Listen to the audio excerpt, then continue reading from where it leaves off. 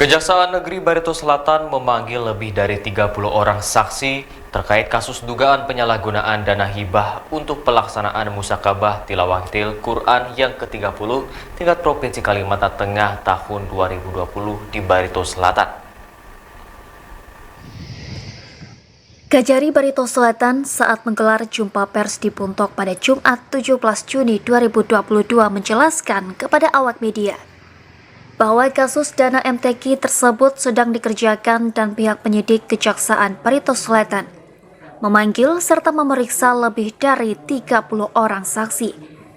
Kajari menguraikan bahwa rencana MTQ ke-30 tingkat Provinsi Kalimantan Tengah di Puntok tahun 2020 yang gagal dilaksanakan akibat terkendala COVID-19 tersebut telah menggunakan dana hibah dari pemerintah daerah, yakni Kabupaten Barito Selatan sebesar 8 miliar rupiah. Diterangkan Kajari, karena pelaksanaan MTQ tersebut gagal digelar, kemudian panitia telah mengembalikan uang negara kepada pemerintah daerah setempat sekitar 3,5 miliar rupiah. Kajari Barito Selatan Romulus Haholongan SMMM menegaskan, sederhananya bahwa MTQ-nya tidak jadi dilaksanakan, namun uang negara yang sudah dipergunakan itu lebih kurang 4,5 miliar. Hingga dipertanyakan pertanggungjawabannya tersebut, Kajari mengakui bahwa pihaknya juga telah memanggil Ketua Umum Panitia MTQ ke-30 tingkat Provinsi Kalimantan Tengah dan Ketua Harian serta puluhan panitia lainnya untuk dimintai keterangan atas kasus tersebut. Ketua Umum dan Ketua Harian. Kalau Ketua Umum itu dijabat oleh mantan Bupati, terus kemudian Ketua Harian dijabat oleh Pak Sekda.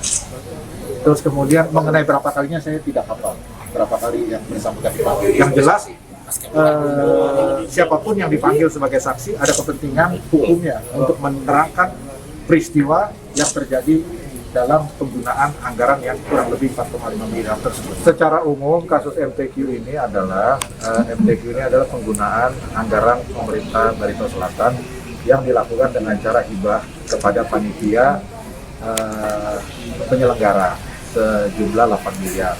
Dari 8 miliar ini digunakan kurang lebih 4,5, kurang lebih 4,5, kemudian dikembalikan lagi ke pemerintah Kabupaten Barito Selatan 3,5 miliar. Jadi yang kami dalami adalah pertanggungjawaban dari penggunaan 4,5 miliar ini. Itu sederhananya. Bagaimana? Prosesnya kami sebagaimana tadi rekan-rekan wartawan ketahui, kami terus melakukan pemanggilan dan saksi yang sudah dipanggil lebih dari 30 orang dan terus dalam proses berjalan. Selama dalam penyidikan Pak, dugaan kerugian kira-kira mencapai berapa? Tadi yang sebagai saya sudah sampaikan, angkanya bergerak. Ya. Apakah ada target khusus Pak untuk ini Pak bisa tidak ada target khusus. Yang jelas ini ditangani oleh seksi tindak pidana khusus. Oh iya. Dari Kabupaten Barito Selatan, Kalimantan Tengah, Ari Mampas mengabarkan.